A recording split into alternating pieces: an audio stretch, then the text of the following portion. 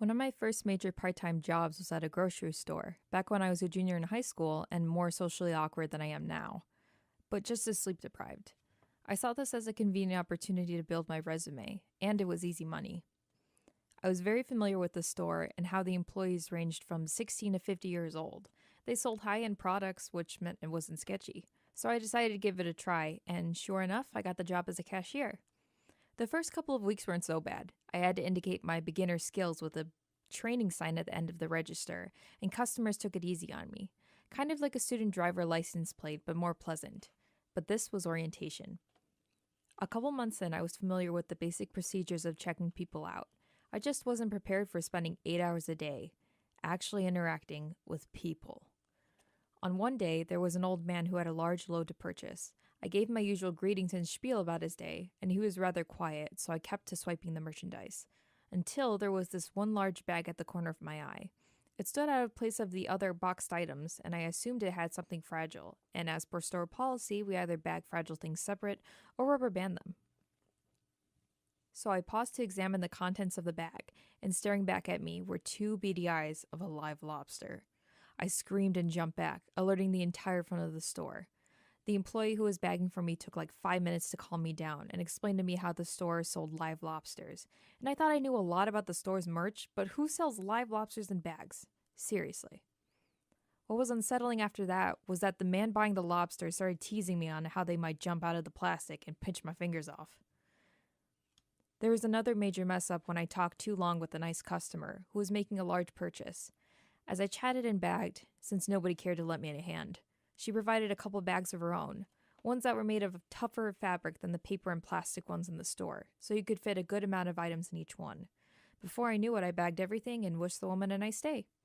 As I watched her wheel the cart to the exit and take the bags out to carry, my heart sank. Talking made me disregard the weight of the bags. When I realized that I had fit way too many items into her bags, I could only watch in embarrassment as the woman was hunched over, dragging her bags out the door, all the way to her car, which I hoped was parked close enough. I felt very incompetent. What I thought would be a simple job turned out to be so much more, and I found myself getting more confused.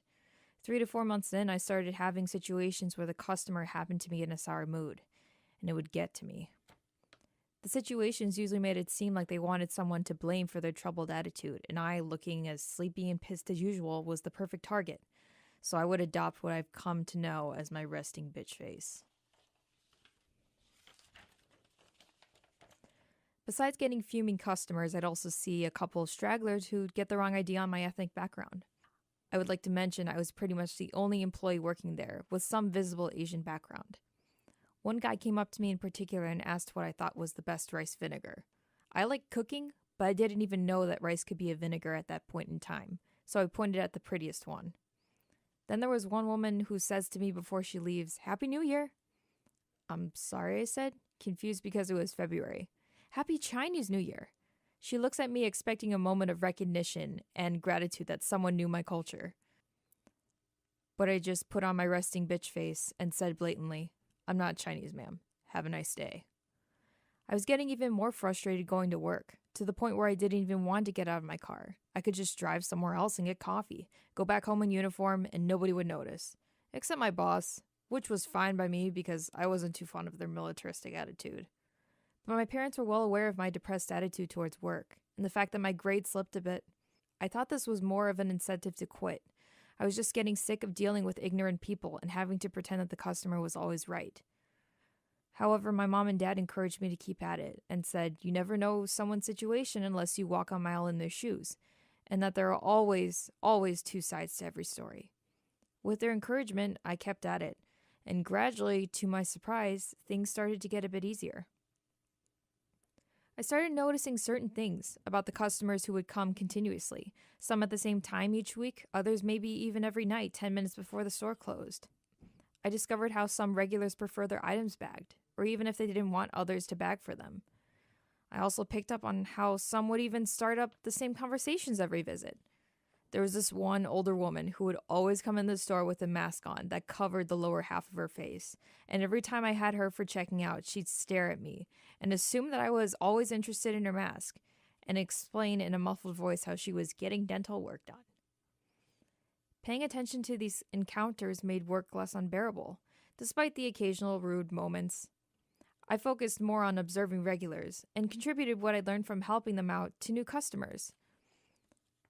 One day, I was checking out this middle aged woman who looked uncomfortably quiet, kind of reminiscent of me in my depressed phase. So I went for it and straight up told her she didn't seem okay, which I probably never would have done a couple months back. But surprisingly, the woman looked at me and cried, saying that her dog had just passed. Having lost my dog a couple months before, I understood her pain.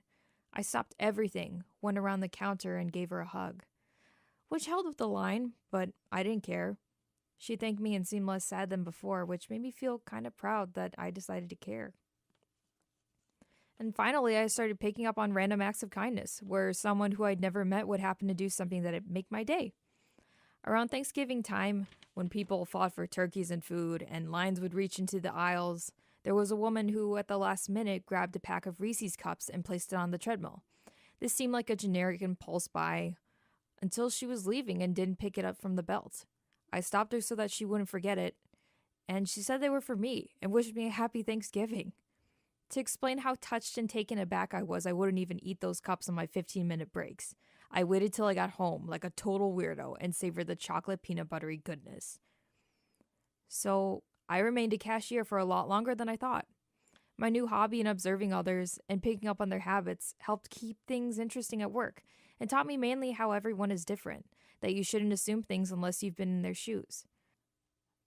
But in a way, I've learned that also everyone is similar and that we are all human. So nowadays, I'm more careful and respectful of employees, especially towards those in retail, since I know it isn't always easy being in their place, constantly acting like the customer is always right. I'm just glad I don't work as a cashier anymore.